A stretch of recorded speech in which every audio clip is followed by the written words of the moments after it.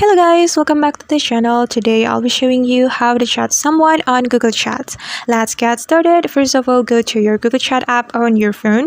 If you do not have a Google Chat app, you can go to your Gmail and go to the chat. It's the same. And today we're going to chat someone using Google Chat. So I'm just going to click on Google Chat app right here.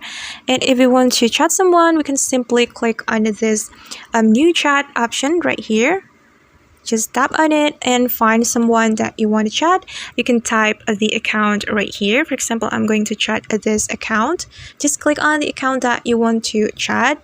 And before you find someone you want to chat, make sure that you have contacted that someone on Gmail, or make sure that someone you want to chat has sent you email on Gmail. And because that's how the Google Chat works, guys. We can only send chat to the account who has interaction with us in Gmail app. All right, and we can start the chat by typing on this room chat like this, and we can send the chat by clicking on this send button. Just click on the send button to send the chat. Okay guys, that's how we can chat someone on Google Chat. I hope this video will be useful for you. Thank you so much for watching and see you on the next video. Bye.